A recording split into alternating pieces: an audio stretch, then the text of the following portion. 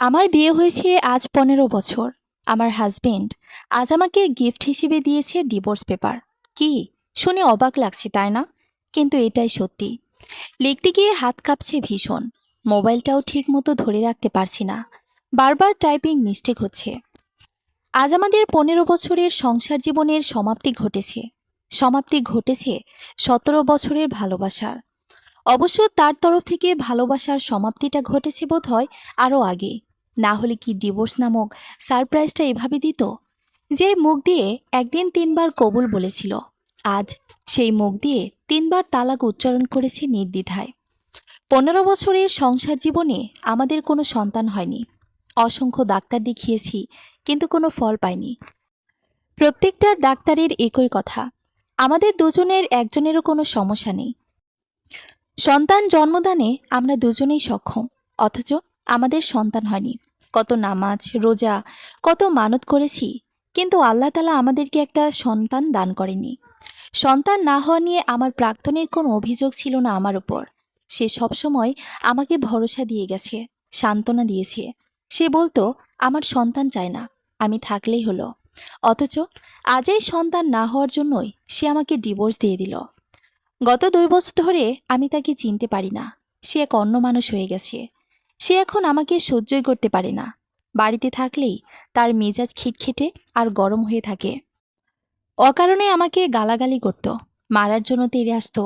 কতগুলো দিন পেরিয়ে গেছে আমি তার বুকে মুখ গুজে ঘুমাইনি। আর কোনো দিন ঘুমাওনো যাবে না। সবকিছুর সমাপ্তি হয়ে গেছে। 17 বছর আগে কিভাবে যেন তার প্রেমে পড়ে গিয়েছিলাম, মাত্র 15 বছর বয়সে। 2 বছর গভীর প্রেমে হাবুডুবু খাওয়ার পর আমরা পালিয়ে বিয়ে করেছিলাম। পালিয়ে বিয়ে করার কারণ হচ্ছে, বাড়ি থেকে আমার বিয়ে ঠিক করেছিল। তাকে ভালোবেসে তার হাত ধরে ঘর ছেড়ে আমি হারিয়েছি আমার পরিবার। 15 বছর হয়ে গেছে আমি আমার বাবার বাড়িতে যাই না।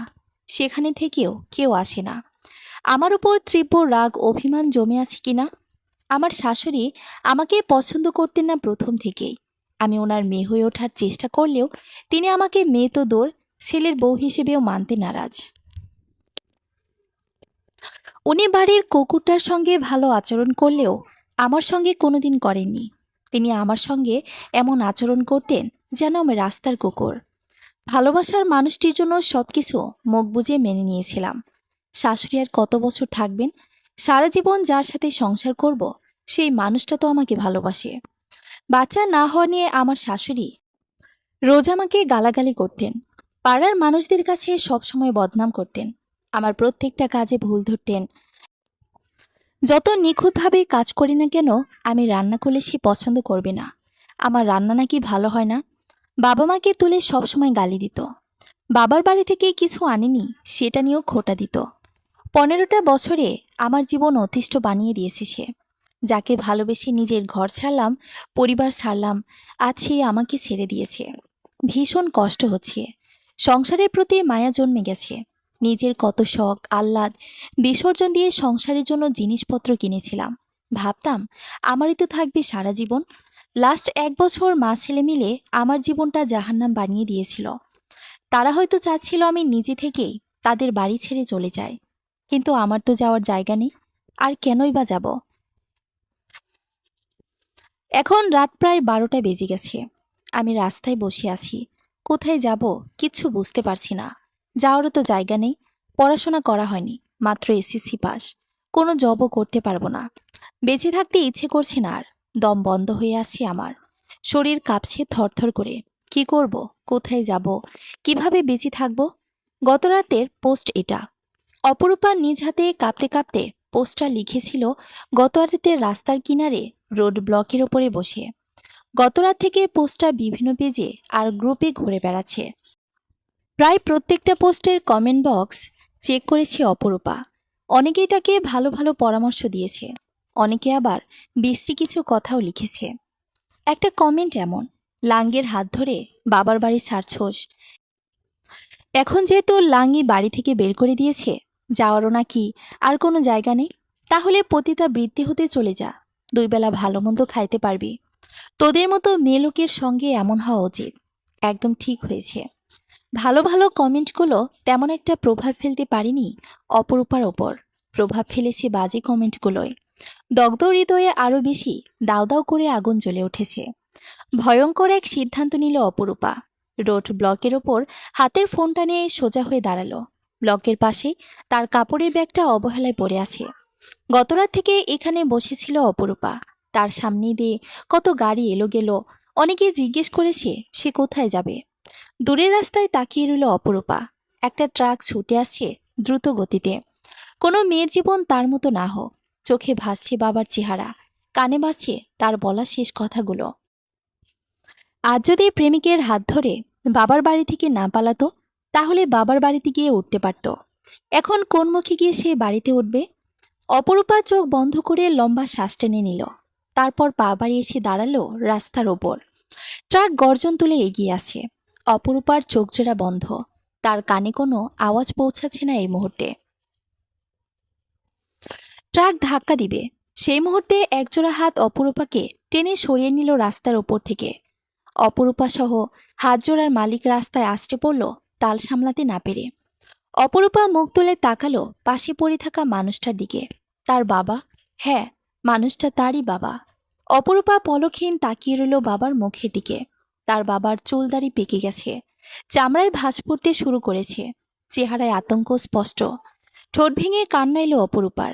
তার বাবা রুহুল আমিন প্রামাণিক দ্রুত উঠে দাঁড়িয়ে তাকে টেনে তোলার চেষ্টা করে আতঙ্কিত গলায় বললেন, এসব কি করতে যাচ্ছিলে অপরূপা? বাবার মুখে সেই চিরচেনা ডাকটা শুনে ডুকরে কেঁদে উঠল অপরূপা। বাবার পা জোড়া জড়িয়ে ধরে হাউমাউ করে কাঁদতে লাগলো। কাঁদতে কাঁদতে বলল, আব্বা, আব্বা, আমারে মাফ কইরা দাও আব্বা। আমি অনেক বড় ভুল করছি আব্বা। আমি তোমার অবাধ্য হইয়া তোমারে অনেক কষ্ট দিছি, মানুষের সামনে ছোট করেছি। আমারে মাফ করে দাও আব্বা। ওঠ এখান থেকে, বাড়িতে চল। অপরূপা কাঁদতে কাঁদতে বাবার মুখের দিকে তাকালো। রুহুল আমিন প্রামাণিক মেয়েকে টেনে তুললেন নিচ থেকে। ইতিমধ্যে রাস্তায় জ্যাম হয়ে গেছে। এক হাতে মেয়ের হাত ধরে রেখে অন্য হাতে ফোন আর কাপড়ের ব্যাগ নিলেন। মেয়েকে নিয়ে একটা সিএনজিতে উঠে বসে বাড়ির ঠিকানা বললেন। সিএনজি চলতে শুরু করলো গন্তব্যের উদ্দেশ্যে। বেশি দূর নয়, 2টো গ্রাম পরে রাহুল আমিন প্রামাণিকের বাড়ি। অপরূপা এখনো কাছে। রুহুল আমিন প্রামাণিক মেয়ের শরীরে ঘেঁষে বসে মেয়েকে জড়িয়ে ধরলেন এক হাতে। অপরূপা বাবার কাঁধে মাথা রেখে আরো বেশি কান্নায় ভেঙে পড়ল। মেয়ের এমন কান্নায় রুহুল আমিন প্রামিকের কঠিন হৃদয় গলে চোখে অশ্রু জমেছে। বাড়ির সামনে এসে দাঁড়ালো সিএনজি। অপরূপা সিএনজির ভেতরে বসে তাকালো বাড়ির গেটের দিকে। রুহুল আমিন প্রামিক সিএনজি থেকে নেমে ভাড়া পরিশোধ করলেন। তারপর ভেতর থেকে কাপড়ে ব্যাগটা বের করে হাত বাড়ালেন মেয়ের দিকে। অপরূপা চোখের পানি মুছে হেঁচকি তুলতে তুলতে বাবার হাতটা শক্ত করে ধরে ভেতর থেকে বেরিয়ে এলো। রুহুল আমিন প্রামাণিক মেয়ের হাত ধরে আগে আগে পা বাড়ালেন গেটের দিকে।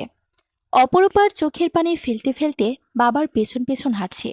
আজ খুব ভালো করে বুঝতে পারছে জীবনে কত বড় ভুল সিদ্ধান্ত নিয়েছিল। উঠোনে এসে দাঁড়াতেই 3-4 বছরের একটা বাচ্চা মেয়ে দাদা ডেকে দৌড়ে এসে রুহুল আমিন প্রামাণিকের 2 পা জড়িয়ে ধরল। অপরূপা ঝাপসা চোখে তাকালো বাচ্চাটার দিকে। রুহুল আমিন প্রামাণিক মেয়ের হাত ছেড়ে নাতনিকে কোলে তুলে নিলেন। অপরূপা চোখ মুছে বাচ্চাটার দিক থেকে চোখ সরিয়ে সামনে তাকাতে দেখতে পেল নিজের মা জননীকে। তিনি ভূত দেখার মতো করে তাকিয়ে আছেন অপরূপার দিকে। অপরূপা মুখ ভরে ডেকে উঠল, মা। অপরূপার মা সুফিয়া বেগম বরফের মতো জমে দাঁড়িয়ে রইলেন এক জায়গায়। তার চোখজোড়া পানিতে টইটুম্বর হয়ে উঠেছে। এতগুলো বছর পর আদরের মেয়েকে চোখের সামনে দেখে বাক্যহারা হয়ে গেছেন। অপরূপা দৌড়ে মায়ের কাছে এগিয়ে এসে মাকে ঝাপটে ধরেই হাউমাউ করে কেঁদে উঠল আবার। মেয়ে জড়িয়ে ধরায় যেন বাস্তব জগতে ফিরলেন সুফিয়া বেগম। নিজেও মেয়েকে জড়িয়ে ধরে হাউমাউ করে কেঁদে উঠলেন। কাঁদতে কাঁদতেই দুজনেই বসে পড়ল উঠোনে। দুজনের কান্না শুনে বাড়ির ভেতর থেকে হন্তদন্ত হয়ে ছুটে এলো অপরূপার বড় ভাই অপূর্ব প্রামাণিক। মা কাউকে জড়িয়ে ধরে হাউমাউ করে কাছে দেখে দ্রুত পায়ে এসে দাঁড়ালো তার পাশে। বাবাকে দাঁড়িয়ে থাকতে দেখে তার দিকে তাকিয়ে বলল, বাবা, কে ইনি? মা এনাকে ধরে এভাবে কাছে কেন? রুহুল আমিন প্রামাণিক কিছু বললেন না। অপূর্ব মায়ের দিকে তাকিয়ে ব্যস্ত কণ্ঠে বলল, মা, কি হয়েছে? কাঁদছো কেন এভাবে? অপরূপা মাকে ছেড়ে মুখ তুলে বড় ভাইয়ের মুখের দিকে তাকালো। অপরূপাকে দেখে ভীষণ চমকে উঠল অপূর্ব। তার চোখজোড়া অনেক বড় বড় হয়ে গেছে। অবিশ্বাস্য চোখে তাকালো বাবার দিকে। তিনি এখনো আগের মতোই দাঁড়িয়ে আছেন শান্তভাবে। ঘাড় ঘুরিয়ে আবার তাকালো বোনের দিকে। অস্পষ্ট স্বরে মুখ দিয়ে বেরিয়ে এলো, রূপা তুই? অপরূপা মাকে ছেড়ে ভাইয়ের 2 পা জড়িয়ে ধরে কাঁদতে কাঁদতে বলল, ভাইয়া, ভাইয়া, আমি অনেক বড় ভুল করে ফেলাইছি। আমারে মাফ করে দাও ভাইয়া, তোমরা ছাড়া আমার কেউ নাই ভাইয়া। অপূর্ব পাথরের মূর্তির মতো দাঁড়িয়ে রইল। তার শ্বাসও যেন বন্ধ হয়ে রয়েছে এখন। অপরূপা তার পা দুটো জড়িয়ে ধরে কাঁদতে কাঁদতে একই কথা বলছে বারবার। বাড়ির উঠোনে ছোট বড় অনেক মানুষ জড়ো হয়ে গেছে অপরূপা আর তার মায়ের কান্না শুনে। বাড়ির ভেতর থেকে অপূর্বর স্ত্রী আর 5 বছরের ছেলেও বেরিয়ে এসেছে। সবাই তাকিয়ে আছে অপরূপা আর অপূর্বর দিকে। অপূর্ব চোয়াল শক্ত করে অপরূপার কাছ থেকে নিজেকে ছাড়িয়ে নিয়ে ধূপধাপ পা ফেলে চলে গেল বাড়ির ভেতরে। অপরূপা মাটিতে বসে কেঁদে চলেছে আগের মতোই। অপূর্ব তার সঙ্গে একটা কথাও বলেনি। এই ভাই তাকে কত ভালোবাসতো। বলা যায় ভাইয়ের কলিজা ছিল অপরূপা। আজ এতগুলো বছর পর দেখা হলেও একটাও কথা বলল না তার সঙ্গে। ভাই যে এখনো তার উপর ভীষণ রেগে আছে সেটা খুব ভালো করে বুঝতে পারছে অপরূপা। শুধু অপরূপা নয়, বাড়িতে উপস্থিত থাকা সকলেই বুঝতে পেরেছে। অপরূপা বাড়ির মেইন দরজার দিকে তাকিয়ে কাঁদতে কাঁদতে গলা ছেড়ে বলল, ভাইয়া, মাফ করবা না আমারে? আমি ভুল করছিলাম ভাইয়া, অন্যায় করছি আমি। তোমাগরে কষ্ট দিয়ে আমি ভালো নাই ভাইয়া, পাপ করছি, পাপের শাস্তিও পাইতাছি। তোমরা আমারে মাফ না করলে আমার মরা ছাড়া আর কোনো রাস্তা থাকবে না। তোমরা ছাড়া আমার আর যাওয়ার জায়গা নেই। আমারে মাফ করো তোমরা। অপরূপার ছোট কাকি এগিয়ে এসে অপরূপাকে ধরলেন। অপরূপা কাকিকে জড়িয়ে ধরে হাউমাউ করে কাঁদতে লাগল। রুহুল আমিন প্রামাণিক নাতনিকে নামিয়ে দিলেন কোল থেকে। এগিয়ে এসে মেয়ের হাত ধরে গম্ভীর গলায় বললেন, অপরূপা, ভেতরে চল। কাকিকে ছেড়ে উঠে দাঁড়ালো অপরূপা। বাবার সঙ্গে পা বাড়ালো বাড়ির ভেতরের দিকে। বাড়িটা একতলা বিল্ডিং, অনেক আগের তৈরি এই বাড়িটা। অপরূপা ছোট ছিল তখন তৈরি হয়েছে এই বাড়ি। সুফিয়া বেগম মাটি থেকে উঠে স্বামী সন্তানের পেছন পেছন ছুটলেন বাড়ির ভেতরের দিকে। অপূর্বর স্ত্রী মালিহা মেয়েকে কোলে নিয়ে ছেলের হাত ধরে বাড়ির ভেতরের দিকে এগোলো। অপরূপার কাকিসহ আরও অনেকে বাড়ির ভেতর প্রবেশ করেছে কৌতূহলী হয়ে। এতগুলো বছর পর অপরূপা কেন ফিরে এলো আর এমন কথা কেন বলছে, এসব জানার আগ্রহ সকলের মধ্যেই প্রবল। অনেকেই ঠায় দাঁড়িয়ে রইল আগের মতোই। রুহুল আমিন প্রামাণিক মেয়েকে নিয়ে সোজা নিজেদের রুমে চলে এলেন। সুফিয়া বেগম নিজেও প্রবেশ করলেন রুমে। এগিয়ে এসে জড়িয়ে ধরলেন মেয়েকে। ঠেসে ঠেসে মেয়ের মাথায় চুমু খেলেন অনেকগুলো। মেয়ের এলোমেলো চুলে হাত বোলাতে বোলাতে কান্না জড়ানো গলায় বললেন, মা, আমার সোনা, কেমন আছো তুমি? অপরূপা কথা বলতে পারল না, আরও বেশি কান্নায় ভেঙে পড়ল মায়ের আদরের কথা শুনে। 17 বছর বয়সে নিজের বাড়ি, নিজের পরিবার ছেড়েছিল। আজ 32 বছর বয়সে নিজের বাড়ি, নিজের পরিবারের কাছে ফিরে এলো। ফিরে এলো সেই বাড়িতে, যে পরিবারের কাছে, যে পরিবার আর বাড়ির মায়া ত্যাগ করে অন্য একজনের মায়ে জড়িয়ে তার হাত ধরে ছিঁড়ে গিয়েছিল এই সব কিছু। রুমের দরজার সামনে এসে দাঁড়িয়েছে মালিহা। মেয়েটা এখনও তার গোলেই। তার পেছনেই দাঁড়িয়ে আছে বাকি সবাই। অপূর্ব বোধহয় নিজের রুমে গিয়ে বসে আছে। রুহুল আমিন প্রামাণিক প্রতিবেশীদের উদ্দেশ্য করে গম্ভীর গলায় বললেন, আপনারা সবাই আসুন, এখানে যাত্রাপালা হচ্ছে না। ওনার কথা শুনে সবাই সরে গেল দরজার সামনে থেকে। মালিহা সরে যেতে নিলেই রুহুল আমিন প্রামাণিক বললেন, মালিহা, ভেতরে এসো। মালিহা মেয়েকে কোলে নিয়ে ভেতরে প্রবেশ করলো। সে আজকের আগে কোনোদিন সামনে থেকে দেখেনি অপরূপাকে। অপরূপার বিয়ের আগের ছবি দেখেছে অনেকবার। চাচাতো, ফুপাতো, খালাতো, ননদ, দেবরের কাছ থেকে অনেক শুনেছে অপরূপার গল্প, তার রূপের বর্ণনা। অপরূপার জন্মের পর নাকি তাকে দেখেই রুহুল আমিন প্রামাণিক মেয়ের নাম দিয়েছিলেন অপরূপা। অপরূপা কাঁদতে কাঁদতেই আবার নিচে বসে পড়েছে। মেয়ের সঙ্গে সুফিয়া বেগমও নিচে বসে পড়েছেন। মেয়ে প্রেমিকের হাত ধরে বাড়ি ছাড়ার পর এক পলকের জন্য মেয়েকে দেখতে পাননি কোনোদিন। মেয়ের জন্য তার মন রোজই কাঁদে হু হু করে। তবে স্বামী সন্তানের ভয়ে মুখ ফুটে বলতে পারেনি কোনোদিন মেয়েকে দেখার কথা। রুহুল আমিন প্রামাণিক বলেছিলেন, সে যদি কোনোদিন মেয়ের সঙ্গে যোগাযোগ করার চেষ্টা করে বা ওই বাড়িতে যায় তাহলে সেদিনই তাকে তালাক দিয়ে দেবে। যে মেয়ে মা বাবা ভাইয়ের কথা ভাবেনি, চিন্তা করেনি, সেই মেয়ের সঙ্গে কিসের সম্পর্ক? আজকে যখন স্বামী মেয়েকে ফিরিয়ে নিয়ে এসেছে, তখন আর কিসের দূরত্ব? মেয়ের এলোমেলো চুলগুলো কানের পেছনে গজে দিয়ে মেয়ের মুখ দুই হাতে আগলে ধরে বললেন, তুমি কেমন আছো রূপা? অপরূপা মায়ের দুই হাতের উপর হাত রেখে হাউমাউ করে কাঁদতে কাঁদতে এলোমেলোভাবে বলল, আমি ভালো নাই মা, আমি ভালো নাই। মারুফ আমারে ডিভোর্স দিয়া দিছে। তোমাগর কষ্ট দিয়া আমি কেমনে ভালো থাকবো মা? আল্লাহ আমারে আমার পাপের শাস্তি দিছে। আল্লাহ আমারে এতগুলো বছরেও একটা সন্তান দিল না। একটা সন্তানের জন্য কত কেঁদেছি, কত দোয়া করছি, আল্লাহ আমারে দেয় নাই। তোমাগর কষ্ট দিছিলাম দেখা তোমরা আমারে অভিশাপ দিছিলা মা। সুখ তো আমার কপালে বেশি দিন সইল না মা। মেয়ের কথা শুনে সুফিয়া বেগমের মাথায় যেন বজ্রপাত হলো। দ্রুত দুদিকে মাথা নেড়ে বললেন, না না মা, আমি কোনোদিন তোমারে বদদোয়া দেই নাই, কোনোদিন অভিশাপ দেই নাই। আমি প্রতি ওয়াক্তে নামাজ আদায় করে আল্লাহর কাছে দোয়া করছি, তুমি জানি ভালো থাকো, সুখে থাকো। আমি কোনোদিন তোমার খারাপ চাই না মা। মাগো, জীবনে কত বড় ভুল করেছি, তোমাগোর কথা না শুই না, তোমাগো অবাধ্য হইয়া। যারে ভালোবাসা, যার হাত ধরে তোমাগোর ছাড়লাম, সে আমারে ছাড়া আরেকজনের হাত ধরছে। মাগো, আমি মইরা যামো, আমার মেলা কষ্ট হইতাছে।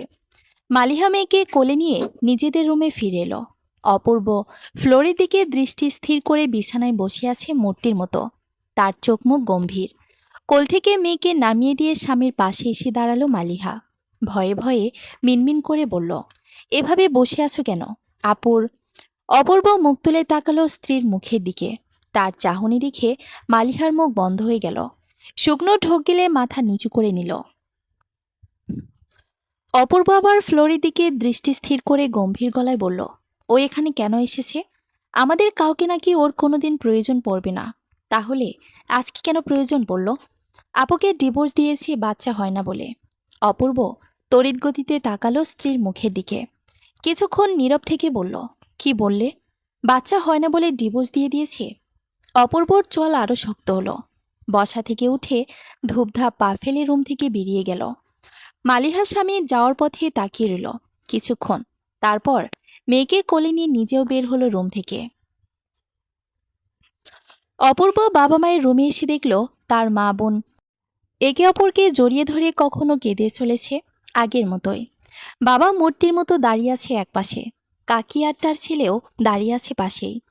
বাবার সামনে এসে দাঁড়িয়ে বলল, তুমি রূপারে কোথা থেকে নিয়ে আসলা? মেইন রোড থেকে। তুমি ওর ব্যাপারে জানলা কিভাবে? মসজিদে ফজরের নামাজ আদায় করতে যায় শুনছি মারুফ অপরূপারে ডিভোর্স দিয়ে দিছে। রাতে বাড়ি থেকেও বাইর করে দিছে। নামাজ শেষে আমি ওই গ্রামে যাই। যাওয়ার পথেই ইসমাইলের বোনের ছেলে কইছিল অপরূপারে মেইন রোডে বইসা থাকতে দেখছে। আমি মেইন রোডে উঠাই দেখি অপরূপা চলন্ত ট্রাকের দিকে আগায়া যাইতেছে। আমি আর 1-2 মিনিট দেরি করলেই সব শেষ হইয়া যাইত। অপূর্ব বোনের দিকে তাকালো। এই বোনকে সে কতই না ভালোবাসত, আগলে রাখত। আর এই বোন কি করেছিল? পুরো বংশের মুখে চুনকানি মেখে প্রেমিকের হাত ধরে পালিয়েছিল বাড়ি থেকে। অপূর্ব বোনের কাছে এগিয়ে এসে বোনের হাত ধরে বলল, রূপা ওঠ। অপরূপা মাকে ছিঁড়ে ভাইয়ের মুখের দিকে তাকালো। ভাইকে দেখে আবার জাপড়ে ধরল ভাইয়ের 2 পা। আবারও কোনো কথা বলতে পারল না, শুধু পাগলের মতো কাঁদতে লাগলো। অপূর্ব নিজের পাজোড়া বোনের হাত থেকে ছাড়িয়ে নিয়ে বোনের সামনে বসল। 2 হাতে বোনের মুখ আগলে ধরে পলকহীন তাকিয়ে রইল কিছুক্ষণ। কতগুলো বছর বোনকে দেখেনি সামনে থেকে, ছুঁতে পারেনি। তখন অভিমানে বোনের দিক থেকে মুখ ফিরে নিয়ে চলে এসেছিল বাড়ির ভেতর। অপরূপা 2 হাতে ভাইয়ের গলা জড়িয়ে ধরে হাউমাউ করে কাঁদতে লাগলো। এবার আর সংসার ভাঙার কষ্টে কাঁদছে না, কাঁদছে এতগুলো বছর পর নিজের পরিবার, আপন মানুষগুলোকে কাছে পেয়ে ছুঁতে পেরে। তার অন্তর কত কেঁদেছে নিজের পরিবারের জন্য, কিন্তু সাহস করে আসতে পারিনি। যোগাযোগ করার চেষ্টা করেছিল, কিন্তু সফল হয়নি। সে তো গত রাতেও ভাবেনি তার পরিবার তাকে এভাবে আঁকলে নেবে। আবার ভেবেছিল তো বরাবরের মতো মুখ ফিরিয়ে রাখবে তার দিক থেকে। অপূর্ব বোনের এলোমেলো চুলে হাত বুলিয়ে দিতে দিতে চুমু খেলো মাথায়। তার মনে হচ্ছে এটা সেই ছোট রূপা, তার আদরের ছোট বোনটা। তার বোনটা তো ছোটবেলায় কিছু হলেই এভাবেই তার গলা জড়িয়ে ধরে কাঁদত। একবার 14 বছর বয়সে তার সাইকেল থেকে পড়ে গিয়ে ব্যথা পেয়েছিল, ভয়ও পেয়েছিল ভীষণ। ভয়ে তার গলা জড়িয়ে ধরে রাস্তায় বসে সে কি কান্না! 15 বছর বয়সে কুকুরের ধাওয়া খেয়েও এভাবেই তার গলা জড়িয়ে ধরে হাউমাউ করে কেঁদেছিল ভয়ের চোটে। বোনকে এত চোখে চোখে রেখেছিল, তারপর কিভাবে কোনো ছেলের প্ররোচনায় পড়েছিল তার মাথায় ধরে না। ঘূর্ণাক্ষরেও টেল পেলে আগে এসব থেকে বোন করে বেরিয়ে নিয়ে আসতো যেভাবেই হোক। অপূর্ব বোনের চুলে আদরে হাত বোলাতে বোলাতে বলল, শুধু কি বাচ্চা না হওয়ার জন্য ডিভোর্স দিয়েছে, নাকি অন্য কিছু আছে? আমাকে আর ওর ভালো লাগে না। তোর গায়ে হাত তুলেছে লাস্ট 1.5 বছরে অনেকবার, তুই প্রতিবাদ করিসনি। আমাকে সহ্যই করতে পারে না, কিছু বললেই মারার জন্য তেড়ে আসে। তোর উপর এত অত্যাচার নির্যাতন করেছে, আমাদের কাছে আসিসনি কেন আগে? সাহস হয়নি। মারুফ দ্বিতীয় বিয়ে করেছে, করবে। কোন মেয়ের সঙ্গে যেন সম্পর্ক আছে, ও আগে এমন ছিল না, গত 2 বছর ধরে এমন হয়ে গেছে। রুহুল আমিন প্রামাণিক বললেন, অপূর্ব, অপরূপাকে নিয়ে থানায় চল। আমার মেয়েরে কষ্ট দিয়া ওরা কেমনে শান্তিতে থাকে এইটা আমিও দেখব। ওই জানোয়ারের বাচ্চাই হয়তো ভুলে গেছে অপরূপার বাপকে। ওরে টাইনা ছিঁড়া কুত্তারে খাওয়ামো। অপরূপা ভাইয়ের গলা জড়িয়ে ধরে রেখেই বাবার দিকে তাকিয়ে কাঁদতে কাঁদতে বলল, এসব করার কোনো দরকার নেই আব্বা। থানা পুলিশ কইরা ওরে হয়তো একটু বিপদে ফালাইতে পারবা। কয়টা টাকা খরচ হইব এই যা, এর বেশি কিছু হইব না। দোষ আমার উপরেই পড়ব, আঙ্গুল আমার দিকেই উঠব। আমি বন্ধা, 15 বছরে একটা বাচ্চা দিতে পারি নাই, এমন বউ নিয়ে কে সংসার করতে যাইব? বাচ্চা না হওয়া নিয়ে মানুষের অনেক কথা শুনেছি, আর শোনার ধৈর্য নাই আব্বা। অপরূপার কাকে বলেন, ডাক্তার দেখাইছিলা তোমরা? অসংখ্যবার। ডাক্তার তোমারে বন্ধা কইছে? না, ডাক্তার কইছে আমাগর দুজনের কোনো সমস্যা নাই, কিন্তু তাও বাচ্চা হয় নাই। অপূর্ব বোনকে নিজের সামনে সোজা করে বসিয়ে বলল, রাতে খাইছোস? অপরূপা দুদিকে মাথা নাড়ল। অপূর্ব স্ত্রীর দিকে তাকিয়ে বলল, রূপার জন্য খাবার নিয়ে আসো। মালিহা মেয়েকে বিছানায় বসিয়ে দিয়ে রুম থেকে বেরিয়ে গেল। অপূর্ব বোনকে নিয়ে উঠে দাঁড়িয়ে বিছানায় বসালো। মেয়েকে বোনের কোলে দিয়ে বলল, আমার মেয়ে তাজরিন তোফা। অপরূপা তাজরিনকে জড়িয়ে ধরে আদর করল, বুকে চেপে ধরে বসে রইল চুপচাপ। তাজরিনও বাধ্য মেয়ের মতো বসে রইল চুপচাপ। ফুপির বুকের ধরপর আওয়াজ স্পষ্ট শুনতে পাচ্ছে। মালিহা প্লেট ভরে খাবার নিয়ে এলো। অপূর্ব হাত ধুয়ে নিজের হাতে খাওয়াতে শুরু করলো বোনকে। খেতে খেতে বারংবার ফুপিয়ে উঠছে অপরূপা। রুহুল আমিন প্রামাণিক রুম থেকে বেরিয়ে গেলেন। সুফিয়া বেগম মেয়ের পাশে বসে মেয়েতে আদর করছেন আর কাঁদছেন। এখন মাঝরাত। রুহুল আমিন প্রামাণিক মেয়ের কোনো কথা শোনেনি। মেয়েকে জোর করে থানায় নিয়ে গিয়ে মারুফের নামে মামলা করে এসেছেন। অপরূপা আজ মায়ের সঙ্গে শুয়েছে। রুহুল আমিন প্রামাণিক পাশের রুমে রয়েছেন। সুফিয়া বেগম ঘুমিয়ে রয়েছেন। অপরূপাও ঘুমিয়েছিল এতক্ষণ, একটু আগেই তার ঘুম ভেঙে গেছে। ঘুম ভাঙার পর থেকে ফোপাচ্ছে। মায়ের ঘুম ভেঙে যাবে ভেবে বিছানা ছেড়ে বারান্দায় চলে এলো। সারাদিন পরিবারের সকলের সঙ্গে থাকায় খুব বেশি মনে পড়েনি মারুফকে, কিন্তু এখন ভীষণ মনে পড়ছে আর কান্না পাচ্ছে। তারাভরা আকাশের দিকে তাকিয়ে ঝরঝর করে কেঁদে ফেলল। কাঁদতে কাঁদতেই বসে পড়ল ফ্লোরে।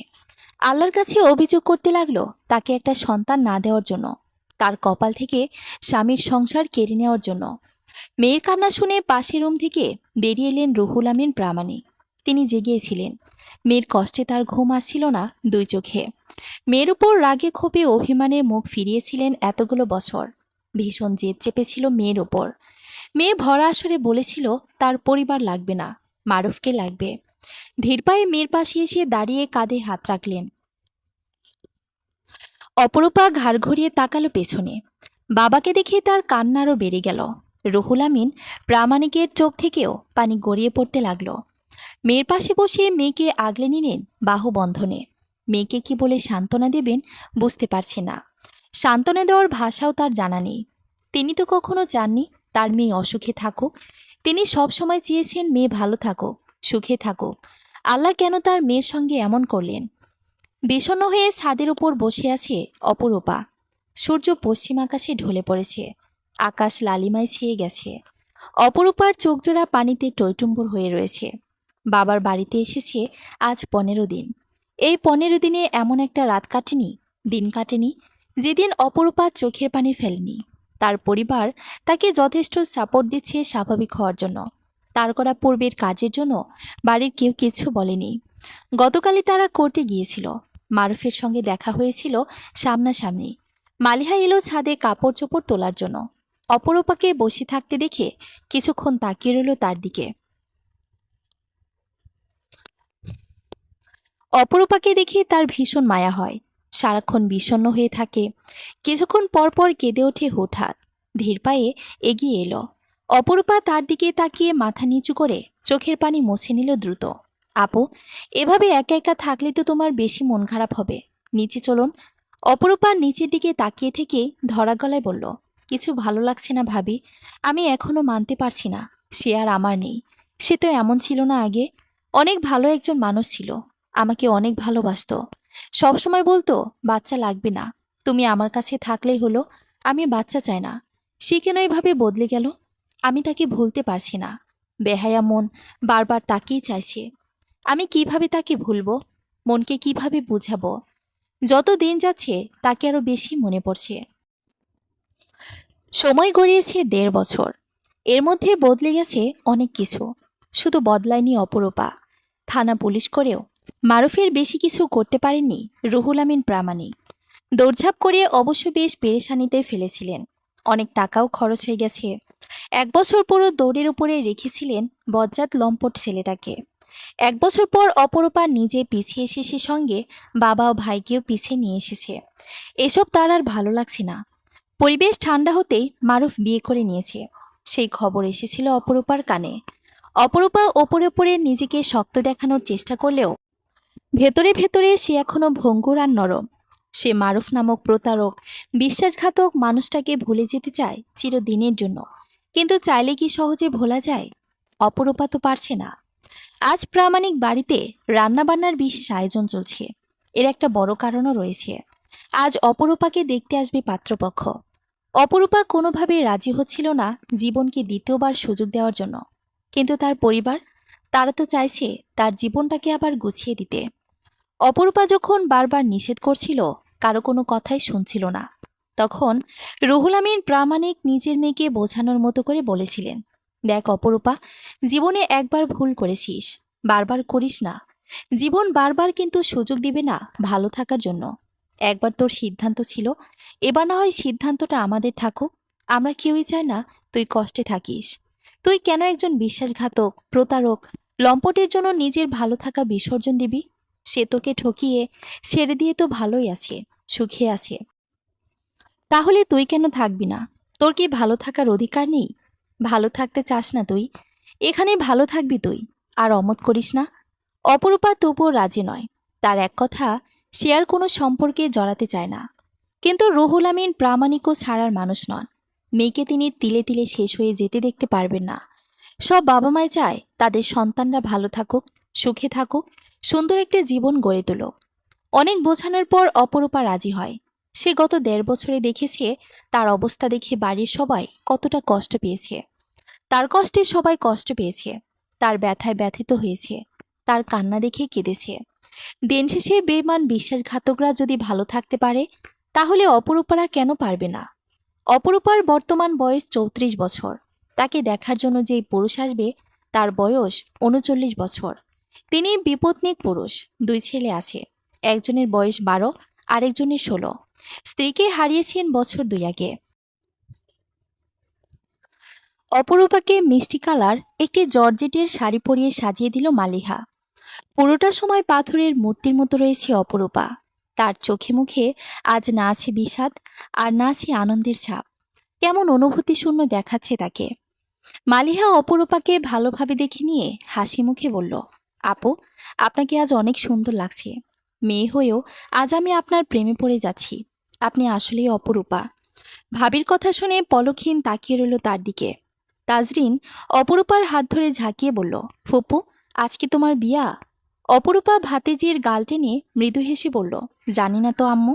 কেরা জানে? আল্লাহ। তাজরিন ওপরের দিকে তাকালো। তার ফুপু কি আজ বিয়ে করে চলে যাবে শ্বশুর বাড়িতে? ফুপু তাকে অনেক ভালোবাসে। আদর করে। ফুপু চলে গেলে সে ভীষণ কষ্ট পাবে। কদিন আগেও তো তার খালামণিও বিয়ে করে শ্বশুর বাড়িতে চলে গেছে। অপূর্ব রুমের দরজায় এসে দাঁড়িয়ে গলা খাকারি দিয়ে বলল, মালিহা, হইছে? ওনারা রূপারে দেখতে চাইছে এখন। মালিহা দ্রুত দরজা খুলে দিয়ে বলল, হইছে। অপূর্ব রুমের ভেতর প্রবেশ করে বোনের দিকে তাকালো। বোনকে দেখে তার চোখ জুড়িয়ে গেল। প্রাণ ভরে দেখল কিছুক্ষণ, তারপর কাছে এগিয়ে এসে বলল, যদি এই বিয়েটা হয় তাহলে খুব ভালো থাকবি রূপা। অপরূপা ভাইয়ের মুখের দিকে তাকিয়ে রইল টলমলে চোখে। অপূর্ব মেয়েকে কোলে তুলে নিয়ে স্ত্রীর দিকে তাকিয়ে বলল, মালিহা, রূপারে নিয়ে ড্রয়িং রুমে আসো। মালিহা ননদের হাত ধরে স্বামীর পেছন পেছন ড্রয়িং রুমে এসে দাঁড়ালো। অপরূপা সবাইকে উদ্দেশ্য করে সালাম দিল মৃদুস্বরে। সে মাথা তুলল না ওপরের দিকে, মাথা নত করে দাঁড়িয়ে রইল ভাবির হাত শক্ত করে ধরে। একজন বয়স্ক লোক বললেন, খাড়ায় আসু কেন, বউ। মালিহা সকলের সম্মুখে বসিয়ে দিল অপরূপাকে। অপরূপা নার্ভাস হয়ে কাঁপছে। এই বয়সে এসে এতগুলো মানুষের সামনে এভাবে বসাটা কেমন দেখায়। অপরূপার বয়সে একটা মেয়ে উঠে এসে অপরূপার পাশে দাঁড়ালো।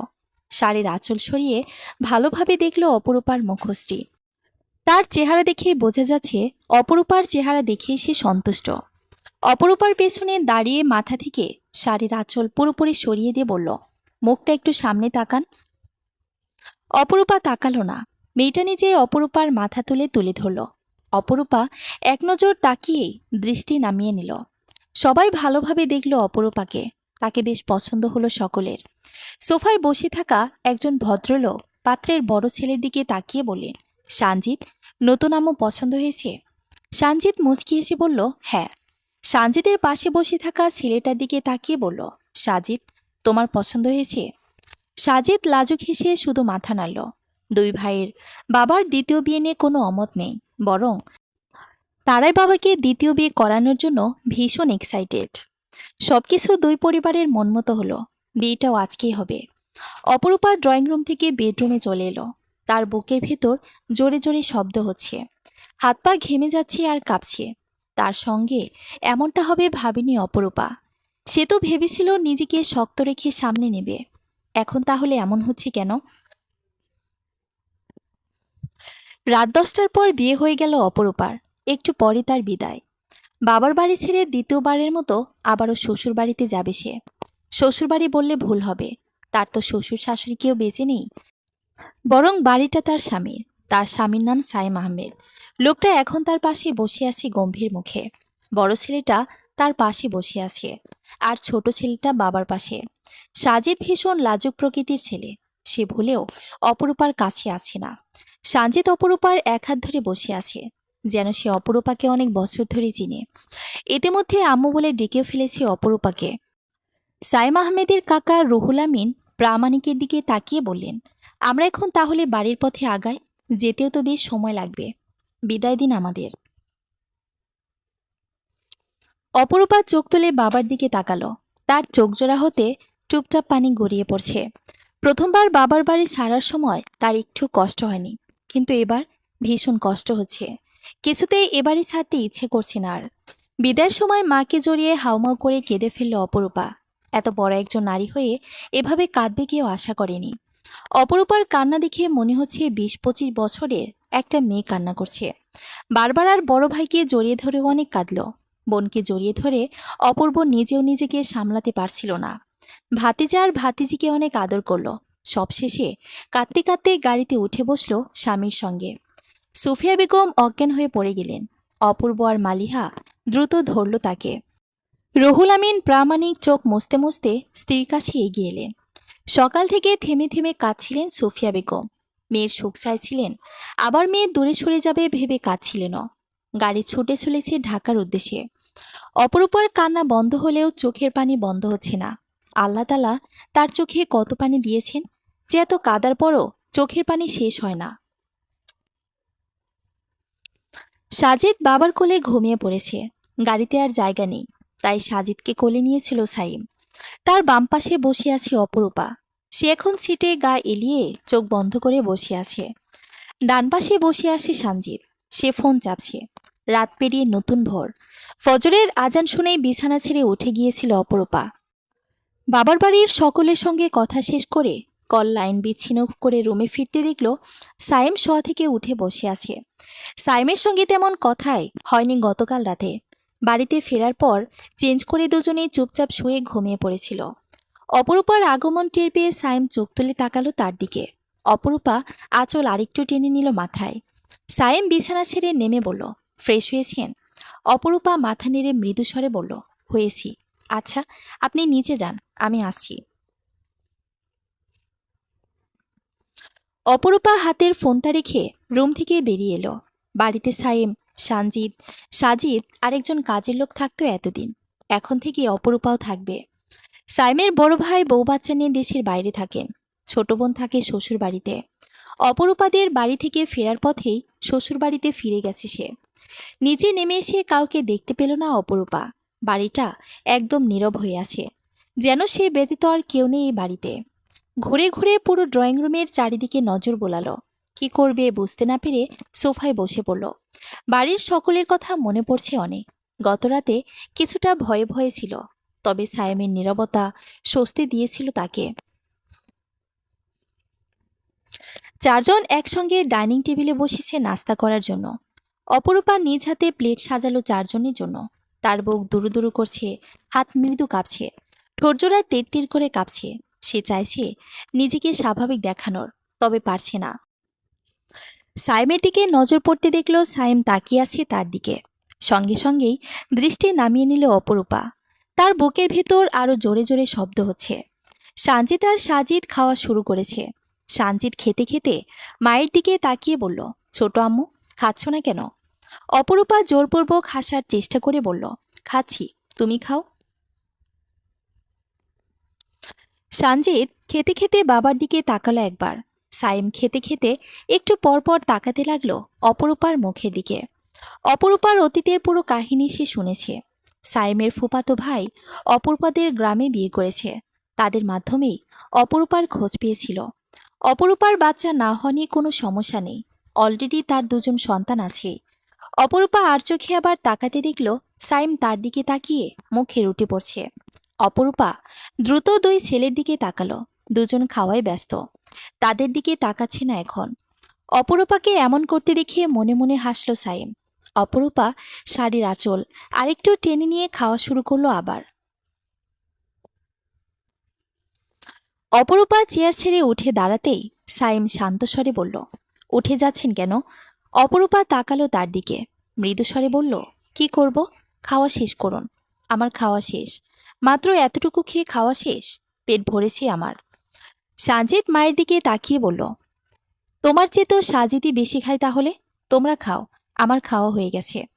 সাইম রুটি ছিঁড়তে ছিঁড়তে দুটো ছেলের দিকে তাকিয়ে বলল, সাজিদ, দ্রুত খাওয়া শেষ করো, স্কুলে যেতে হবে তো। সাজিদ পানি খেয়ে চেয়ার ছেড়ে উঠে দাঁড়িয়ে বলল, আমার খাওয়া শেষ আব্বু, আচ্ছা রুমে যাও, আমি আসছি। সাজিদ রুমের দিকে এগিয়ে গেল। নতুন আম্মুর সামনে আসতে তার লজ্জা লাগে। ছোট ছেলেকে স্কুলে দিয়ে এলো সাইম। সাজিদ ক্লাস 5-এ পড়ে। সানজিদ এসএসসি পরীক্ষা দিয়েছে, কলেজে ভর্তি হয়নি এখনও। সাইম পাবলিক বিশ্ববিদ্যালয়ের একজন প্রফেসর। আগামী 3 দিন তার ছুটি।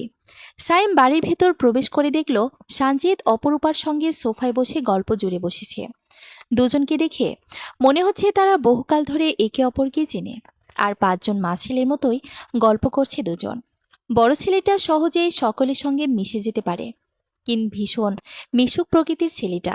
ছোট ছেলেটা লাজুক, সহজে কারোর সঙ্গে মেশে না। আত্মীয় স্বজনদের সঙ্গে তেমন কথা বলে না, আগবাড়ি তো আরও বলে না। অপরিচিত কারোর সঙ্গে বলেই না। অপরিচিত কেউ কিছু জিজ্ঞেস করলেও উত্তর দেয় না। ছোট ছেলেটাকে নিয়ে ভীষণ টেনশনে থাকে সাইম। ছেলে মানুষে এমন হলে চলবে? বাবাকে দেখে সানজিদ বসা থেকে উঠে দাঁড়ালো। টি টেবিলের ওপর থেকে নিজের ফোনটা হাতে নিয়ে বলল, আমি রুমে যাই, গেম খেলবো বলে সিঁড়ির দিকে এগিয়ে গেল সানজিদ। অপরূপা এবং সাইম দুজনেই স্পষ্ট বুঝতে পারল সানজিদ দুজনকে একা ছেড়ে দিয়ে চলে গেল। সাইম এগিয়ে এসে ধীরে বসল অপরূপার পাশে। দুজনের মধ্যে কিছুটা দূরত্ব, খুব বেশি নয়। অপরূপার হার্টবিট বেড়ে গেল আবার। সাইম তাকালো তার মুখের দিকে, তবে অপরূপা তাকালো না সাইমের মুখের দিকে। সাইম শান্ত শীতল গলায় ডাকল, অপরূপা। অপরূপা ফট করে তাকালো তার মুখের দিকে। সাইম আবার বলল, আপনার কি এখানে কোনো সমস্যা হচ্ছে? অপরূপা দুদিকে মাথা নেড়ে মৃদুস্বরে বলল, না, কি সমস্যা হবে? কোনো সমস্যাই হচ্ছে না। না হলেই ভালো, হলে জানাবেন আমাকে। আপনি আমাকে তুমি করে বলতে পারেন। সাইম কিছুক্ষণ তাকিয়ে থাকার পর দ্রুত কমিয়ে অপরূপার শরীর ঘেঁষে বসল। অপরূপার শরীর ঝাঁকি দিয়ে উঠল। শির দ্বারা বেয়ে শীতল স্রোত বয়ে যাচ্ছে। গায়ের প্রত্যেকটা লোম খাড়া হয়ে গেছে। সাইম খেয়াল করল অপরূপার হাতের দিকে। হাতের লোমগুলো খাড়া খাড়া হয়ে রয়েছে। অপরূপার ডান হাতটা ধরে মুঠোয় পড়ল সাইম। অপরূপার নিজের হাতের দিকে তাকালো। শক্তপোক্ত পুরুষালী হাতের মুঠোয় বন্দী হয়ে গেছে তার হাতটা। মুখ তুলে সাইমের মুখের দিকে তাকাতেই সাইম বলল, তোমার কিছু বলার আছে? অপরূপা দুদিকে মাথা নাড়ল। কিছু বলার নেই। না? তাহলে আমি বলি, বলুন। স্বার্থপর ভাববে না তো? অপরূপা চুপ রইল কিছুক্ষণ, তারপর দুদিকে মাথা নাড়ল। সায়েম ধীরস্বরে বলল, তুমি তো জানোই আমার দুই ছেলে। এখন ওরা তোমারও ছেলে। ওরা এখনো ছোট। বেশিরভাগ সময় তোমার কাছেই থাকবে। আমার অনুপস্থিতিতে ওদের দুজনের দিকে খেয়াল রেখো তুমি। ভুল করলে শাসন করো, তবে ওদের সঙ্গে অন্যায় করো না কখনো। তোমার সঙ্গেও কখনো কোনো অন্যায় হবে না।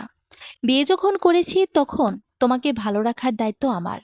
আমি নিজের দায়িত্বে অবহেলা করব না কখনো। তুমি আমার উপর ভরসা করতেই পারো।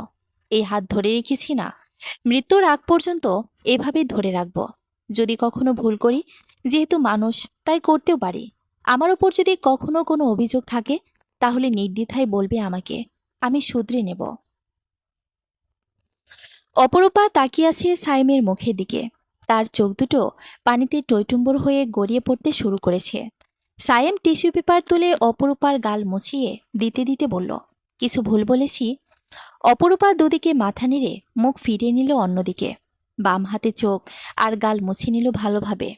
সায়েম অপরূপার হাত ছেড়ে দিয়ে সোফা ছেড়ে উঠে দাঁড়ালো। আর কিছু না বলে এগিয়ে গেল সিঁড়ির দিকে। অপরূপা ঘাড় ঘুরিয়ে তাকালো সায়েমের চলে যাওয়ার পথে। জড়ানো গলায় বলল, চা খাবেন নাকি কফি? সায়েম তাকালো পেছনে, ফিরে এলো অপরূপার কাছে। প্যান্টের পকেট থেকে একটা ছোট বক্স বের করে বক্সের ভেতর থেকে স্বর্ণের চেন বের করলো। ঝুঁকে অপরূপার গলায় চেনটা পরিয়ে দিতে দিতে বলল, আগে দিতে ভুলে গিয়েছিলাম। কি খাবেন? কোনটা ভালো বানাতে পারো? কোনোটাই না, তোমার যেটা বানাতে ইচ্ছে হয় সেটাই বানিয়ে নিয়ে রুমে এসো। অপরূপা মাথা নাড়ল। সায়েম পুনরায় এগুলো সিঁড়ির দিকে। ছেলেকে স্কুলে পৌঁছে দিয়ে ফেরার পথে চেনটা কিনে নিয়ে এসেছে। অপরূপা গলায় থাকা চেনটা ছুঁয়ে দেখল। তারপর বসা থেকে উঠে রান্নাঘরের দিকে এগোলো। সায়েম মানুষটা পুরো অন্যরকম। চুপচাপ, শান্ত, তবে ভীষণ যত্নশীল মানুষ। আসরের নামাজ আদায় করে সোফায় এসে বসল অপরূপা। সারাদিন তার ভালোই কেটেছে স্বামী সন্তানের সঙ্গে। তবে সাজিদ তার কাছে ঘেঁষছে না এখনো। সে নতুন মাকে দেখলেই লজ্জায় পালিয়ে যায়। এখন পর্যন্ত একটা ডাকও দেয়নি নতুন মাকে। সাজিদকে টেনে টেনে নিচে নামিয়ে নিয়ে এলো। সাজিদের হাত থেকে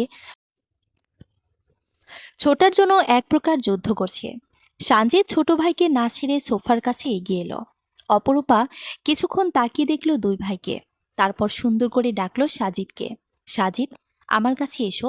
সাজিদ স্থির হলো, তাকিয়ে দেখল নতুন মাকে। সানজিদ ঠেলে ঠেলে ভাইকে পাঠালো মায়ের কাছে।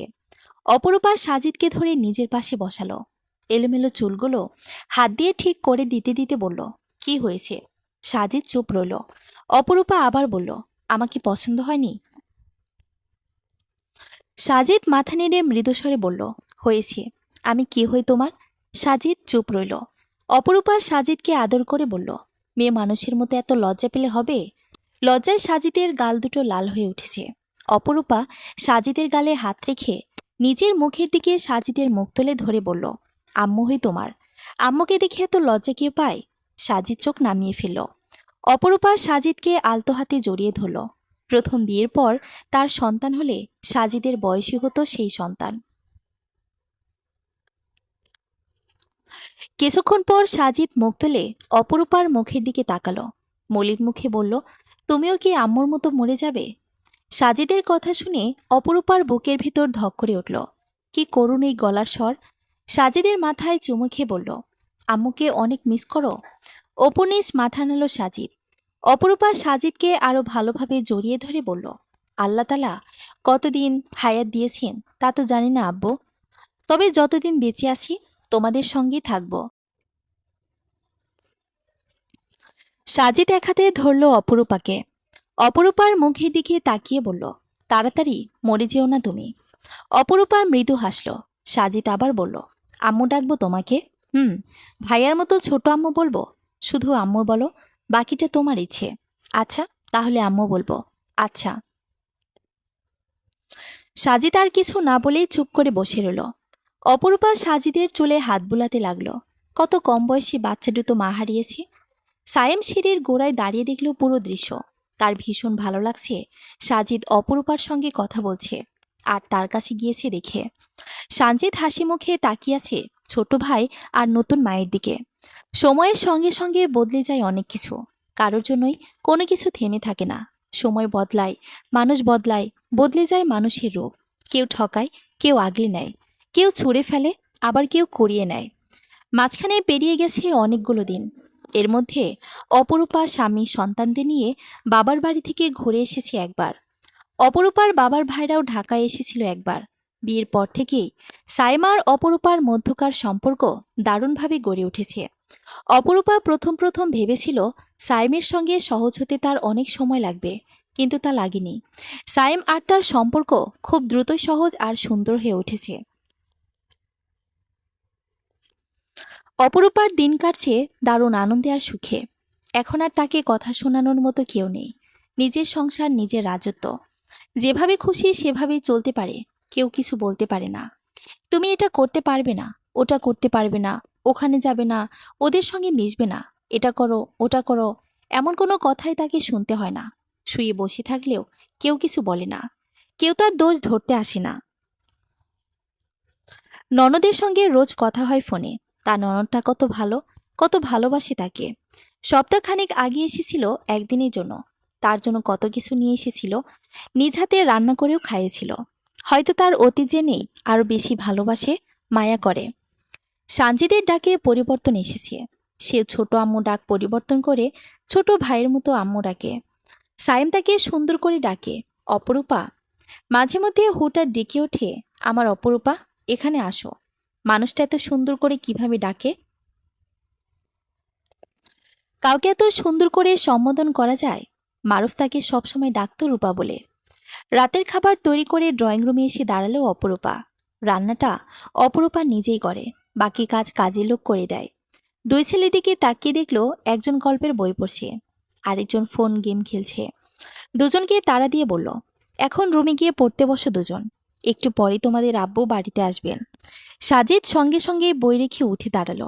সানজিদ গেম খেলতে খেলতে বলল, আম্মু, আমরা আর 5 মিনিট। এই মার মার মার। উত্তেজিত হয়ে শেষের কথাগুলো বলল সানজিদ।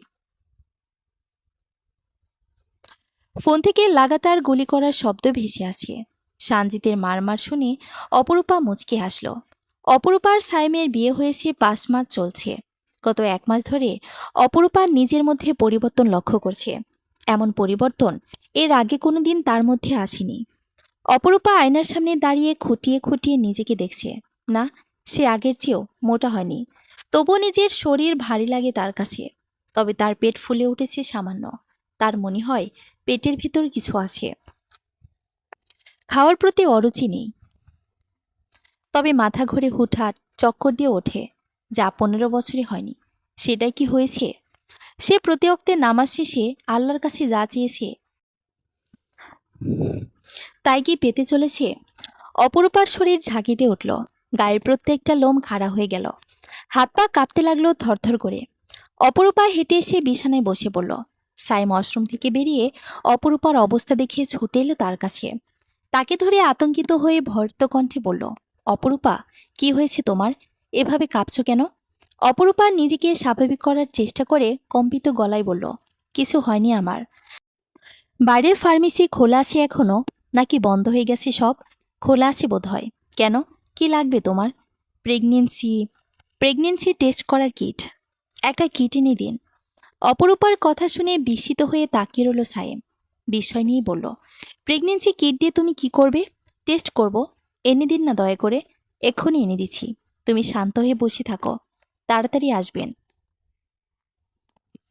সায়েম মাথা নেড়ে ওয়ালেট থেকে টাকা বের করে নিয়ে রুম থেকে বেরিয়ে গেল দ্রুত পায়ে। অপরূপা অপেক্ষা করতে লাগলো সায়েমের ফিরে আসার। ফার্মেসি কাছেই, তাই খুব বেশি সময় লাগেনি সায়েমের। দ্রুতই ফিরে এসেছে বাড়িতে। একটা না, অনেকগুলো কিট কিনে নিয়েছে। সবগুলো কিট ধরিয়ে দিল অপরূপার হাতে। অপরূপা দেরি করল না, ব্যস্ত পায়ে ঢুকে পড়ল ওয়াশরুমে।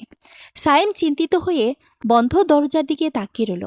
সময় গড়ালেও অপরূপা বের হচ্ছে না দেখে পায়চারি শুরু করলো। আরও কিছুটা সময় অতিবাহিত হওয়ার পরও অপরূপা বের হচ্ছে না দেখে ধৈর্যশীল সায়েম অধৈর্য হয়ে দরজায় ধাক্কা দিয়ে বলল, অপরূপা, কি করছো ভেতরে? সঙ্গে সঙ্গে দরজা খুলে দিল অপরূপা। তার দুই চোখ হতে ঝরঝর করে গড়িয়ে পড়ছে পানি। দুই হাতে থাকা কিটগুলো তুলে ধরল সাইমের সম্মুখে। সাইম স্থির দৃষ্টিতে তাকিয়ে দেখল কিটগুলো। বিস্মিত হয়ে সবগুলো কিট দুই হাতে তুলে নিয়ে আরও ভালোভাবে দেখল। অপরূপার মুখের দিকে তাকাতেই অপরূপা হাউমাউ করে কেঁদে জড়িয়ে ধরল সাইমকে। না, সে কষ্টে কাঁদছে না, কাঁদছে খুশিতে আত্মহারা হয়ে। সে মা হতে চলেছে, এটা সত্যি। সত্যি এটা। এতগুলো বছর পর, এত চাওয়ার পর অবশেষে আল্লাহ তাআলা তার সকল চাওয়াই পূরণ করেছে। সায়েম জড়িয়ে ধরল অপরূপাকে, তার অপরূপাকে। অনেকক্ষণ কাদার পর অপরূপা হেঁচকি তুলতে তুলতে সাইমের মুখের দিকে তাকিয়ে বলল, আমি আমি আমি বন্ধা নই, আমি মা হব, আমাদের বাবু হবে। সবার সব কথা মিথ্যা, আমি বন্ধা নই। সাইম অপরূপার চোখের পানি মুছিয়ে দিতে দিতে হাসি মুখে বলল, হ্যাঁ, তুমি বন্ধা নও। সবার সব কথা মিথ্যা। এখন যখন বাবা পেটে হলো, তাহলে গত 15 বছর কেন হলো না? আল্লাহ তাআলা উত্তম পরিকল্পনাকারী। অপরূপা আবার কেঁদে ফেলল শব্দ করে। সাইম তাকে জড়িয়ে ধরে মাথা পিঠে হাত বুলিয়ে দিতে লাগলো। অপরূপা নিজের পেটের উপর হাত রাখল। বিয়ের 1 সপ্তাহ পর তার পিরিয়ড হয়েছিল, তারপর আর হয়নি। এটা নিয়ে অপরূপা মাথাও ঘামায়নি। আগেও এমন হয়েছে, কয়েক মাস করে গ্যাপ যেত। দরজার ধাক্কাচ্ছে সাজিদ আর সানজিদ। আব্বু আম্মু বলে ডাকছে দুই ভাই, আর বারবার জিজ্ঞেস করছে তাদের আম্মু কেন কাঁদছে এত রাতে, কার কি হয়েছে। সায়েম অপরূপাকে বিছানায় বসিয়ে দরজা খুলে দিল। দুই ভাই হুড়মুড় করে ঢুকে পড়ল ভেতরে। অপরূপার কাছে ছুটে এসে তাকে ধরে বলল, আম্মু, কি হয়েছে তোমার? অপরূপা দুই ছেলেকে জড়িয়ে ধরে কাঁদতে লাগলো কিছু না বলে। দুই ভাই তাকালো বাবার দিকে। সায়েম এগিয়ে এসে বলল, তোমাদের দুইজনের ভাই বোন হবে, তাই খুশিতে পাগল হয়ে কাঁদছে তোমাদের আম্মু। কি সত্যি? হ্যাঁ। সানজিদ মায়ের কাছ থেকে নিজেকে ছাড়িয়ে নিয়ে লাফিয়ে উঠল খুশিতে। সাজিদ ফ্যালফ্যাল করে তাকিয়ে রইল মায়ের কন্দনরত মুখের দিকে। অপরূপা চোখ মুখ মুছিয়ে সাজিদের কপালে চুমু খেল। কেমন অবুঝের মতো তাকিয়ে আছে ছেলেটা। সানজিদ মায়ের কাছে এগিয়ে এসে হাসি মুখে বলল, আম্মু, আমাদের বোন হবে?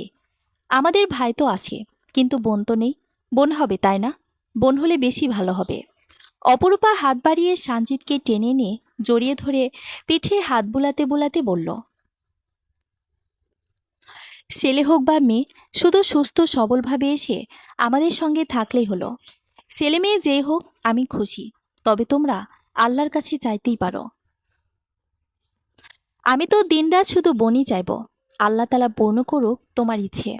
সায়েম পাশ থেকে তাকিয়ে রইল তিনজনের দিকে। অপরূপা তাকালো তার দিকে। সে হাসল, প্রাপ্তির হাসি, অনেক সাধনার পর কাঙ্ক্ষিত জিনিসটা পাওয়ার হাসি। সায়েমও হাসল। ঘুরে এসে বিছানার ওপর থেকে ফোন হাতে নিয়ে বলল, আব্বা আম্মাকে জানিয়ে দিই খুশির খবরটা, ওনারা অনেক খুশি হবেন। অপরূপা আবার কেঁদে ফেলল। অনেকগুলো দিন পর সেভাবে কাছে। আগে কেঁদেছে দুঃখে, কিন্তু আজ কাঁদছে সুখে। সমাপ্ত। গল্প অপরূপা। পুরো গল্পটা কেমন লেগেছে মতামত জানাতে ভুলবেন না। ধন্যবাদ।